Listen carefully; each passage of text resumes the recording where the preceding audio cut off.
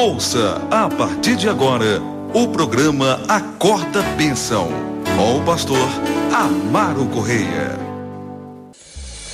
Ouça agora a voz do divino. Muito bem, Lucas capítulo 22. Lucas capítulo 22, do versículo 1º ao 6º versículo. Talvez não dê tempo eu falar muita coisa hoje, mas a gente está começando o capítulo 22 hoje, né? E vamos dar sequência durante esses próximos programas nas abordagens desse capítulo 22, que é grande. Em 71 versículos, glória a Deus. Mas como os irmãos já sabem, a gente não faz abordagem aqui versículo por versículo. A gente faz uma abordagem pontuando as questões assim de valores doutrinário e de fé e prática.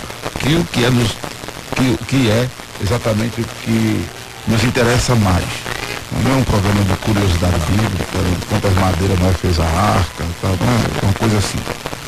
É pontuando exatamente princípios, verdades e valores que são importantes para a nossa fé e prática. Porque o mais importante é nós pormos em prática a palavra de Deus. Isso não tem nada a ver, pessoal, com perfeição, né? Não tem nada a ver com perfeição. Mas tem a ver com o reflexo da nossa crença em Deus, da nossa crença em Jesus. Foi por isso que Jesus disse que quem crê será salvo. Mas não é simplesmente crer por crer por conceber a existência do divino. Nesse sentido, Tiago já diz que se cremos, fazemos bem, porque até os demônios creem ao ponto de estremecer. Não é crer por crer, mas é crer com compromisso. É realmente, é como em qualquer outra ocupação, por exemplo, em qualquer outra atividade que você desempenha, você acredita naquilo que você faz. Né? A profissão que você escolhe, você acredita naquilo que você faz. Então o que o Senhor quer de nós é uma crença assim, comprometedora, compromissada com a causa. Por isso que nos é mais interessante pontuar verdades e valores, princípios bíblicos, para que nós possamos adequar a nossa vida à palavra de Deus, para que haja satisfação existencial, razão para viver em nós. Como Jesus disse, quem crê em mim, como diz a Escritura, rios de água viva fluirão de seu ventre. Ele fala que esse rio de água viva é o Espírito Santo. Em Lucas, em João, né? João capítulo 9, versículo de número 37. Deixa eu só conferir aqui. João capítulo, a referência é João capítulo 7, versículo 38. Quem crê em mim, como diz a Escritura, rio de água viva correrão do seu ventre. E isso disse ele do Espírito que haviam de receber os que nele crescem, porque o Espírito Santo ainda não fora dado, por ainda Jesus não ter sido glorificado. E o Espírito Santo é Deus. E o Espírito Santo é Deus. E esta presença, quem nos preenche, nos completa, só a presença de Deus, né, pode tornar a pessoa feliz, contente. Só a presença de Deus é que gera satisfação existencial, razão para viver. Louvado seja o nome de Jesus. Mas para que esta presença seja uma realidade, nós precisamos, para que essa presença seja uma realidade da nossa vida, né? Nós precisamos adequar o nosso modo vivendo aos ensinamentos de Jesus. Isso, inclusive, caracteriza a nossa crença, o nosso compromisso com Ele, o nosso amor para com Ele. João 14:23, Jesus disse: quem me ama, guarda a minha palavra, será amado de meu Pai. Viremos para Ele e faremos nele morada. Louvado seja Deus. Mas vamos lá. Lucas 22, do 1 ao 6. Estava, pois, perto a festa dos pães asmos, chamada de Páscoa. E os principais dos sacerdotes e os escribas andavam procurando como o matariam, porque temiam o povo. Entrou, porém, Satanás em Judas, que tinha por sobrenome Iscariote, qual era do número dos 12.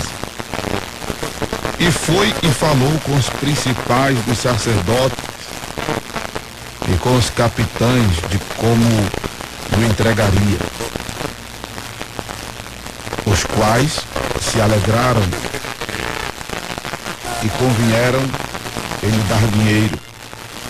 E ele concordou e buscava oportunidade para lhe entregar sem alvoroço. E nós voltamos a falar aqui de Judas, o que já ministramos em outras oportunidades que lemos deste momento fatídico aqui para a vida de Judas, que tornou-se objeto do cumprimento negativo da palavra que estava vaticinada com relação a esse momento de traição que Jesus vivenciaria. Deixa eu dizer que Judas não foi escolhido a dedo. Infelizmente, havia algo que vulnerabilizava Judas para cair nesta miserável tentação de entregar Jesus aos seus algozes, de entregar Jesus aos que desejavam matá-lo, porque ele era uma pessoa avarenta. Quando aconteceu daquela mulher chegar até Jesus e quebrar um vaso de nardo e derramar sobre Jesus, e aquele perfume valia muito dinheiro, Judas olhou assim e disse: que desperdício, isso aí poderia ser vendido e dar aos pobres. Aí Jesus logo o repreende e diz que aquela mulher estava fazendo aquilo para o momento da morte de Jesus e que os pobres, eles teriam sempre com eles, né? Judas e os outros discípulos teriam sempre com eles para ajudá-los.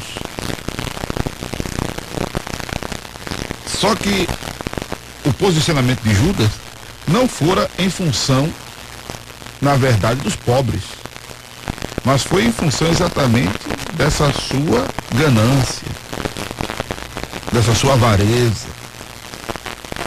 Aí, pretextualmente, ele fala aquilo. E esse apego às coisas materiais foi que vulnerabilizou Judas a cair nessa tentação de vender Jesus. De vender Jesus. Eu falei disso recentemente, de nós podermos evitar que os aspectos negativos da profecia compram-se em nós. O pretexto de que por se multiplicar a iniquidade, o amor de muito esfriará, não justifica o esfriamento, por exemplo, do nosso amor para com o próximo. Não justifica a nossa indiferença às coisas de Deus.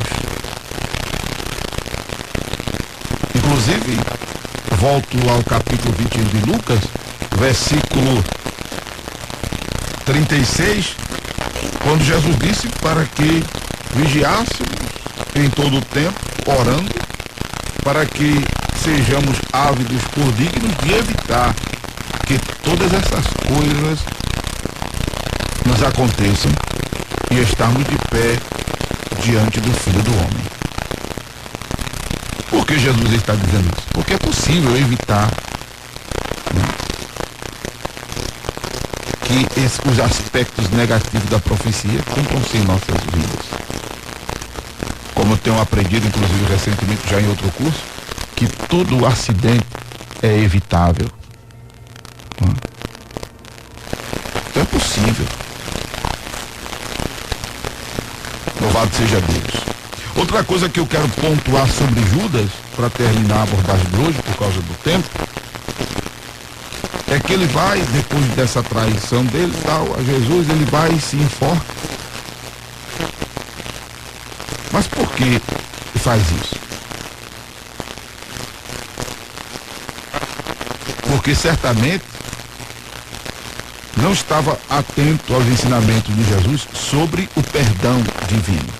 O perdão divino, que é uma realidade sempre que necessária a nós. E a nossa felicidade é que sempre nos é necessário o perdão divino.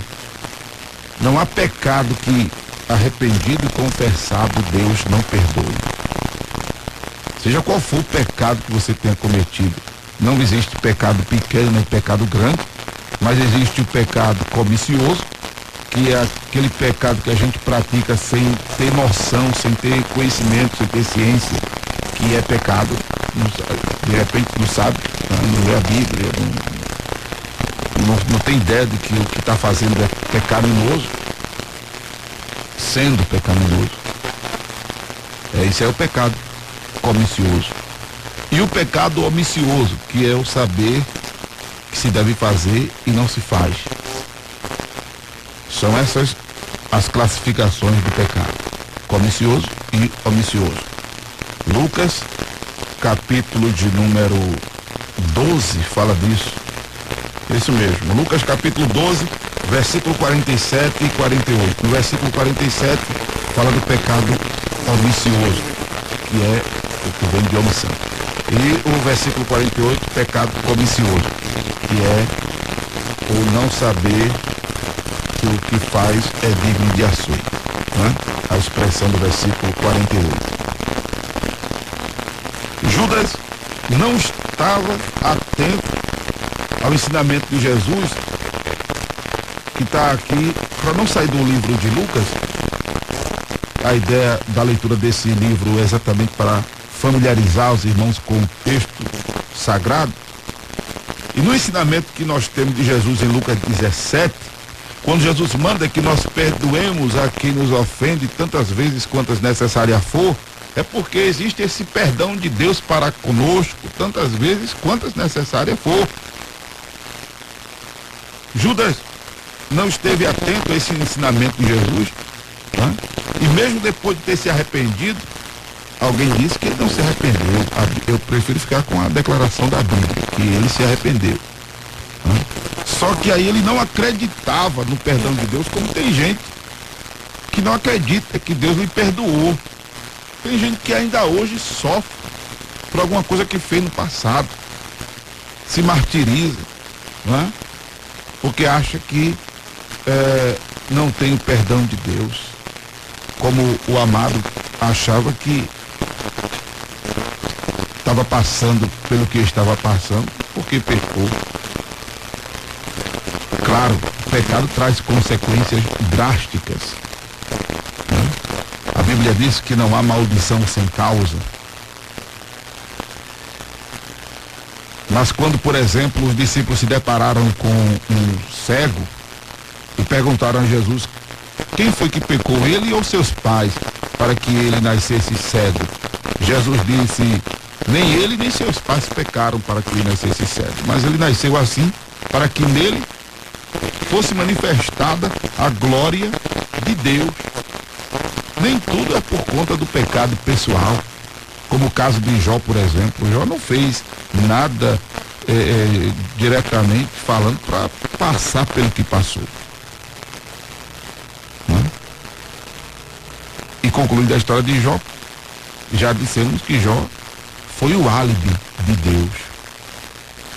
Deus se utiliza de Jó como instrumento de defesa da sua própria dignidade divina, porque Satanás acusou Deus de subornar o ser humano, e Deus não suborna ninguém, nem aceita suborno de ninguém. E aí Jó passa por aquele processo em que a integridade de Deus é defendida através de Jó.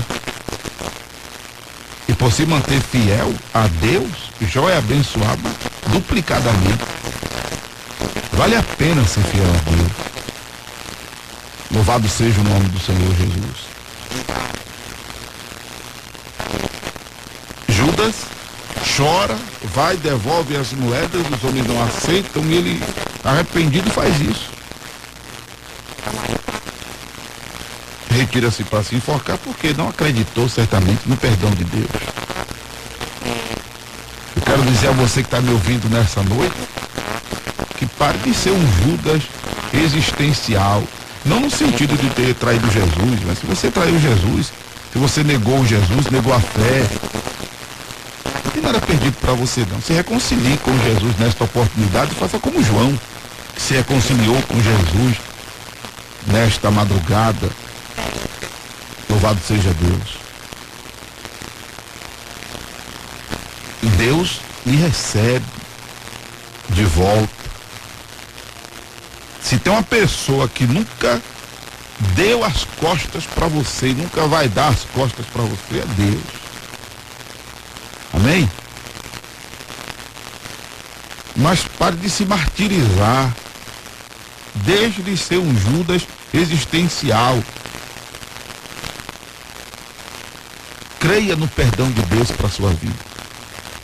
Não existe carência para o perdão de Deus. O perdão de Deus é instantâneo. O perdão de Deus é mais rápido que caldo de cana. É mais rápido do que ladrão roubando. O perdão de Deus é na hora. Louvado seja o nome do Senhor Jesus.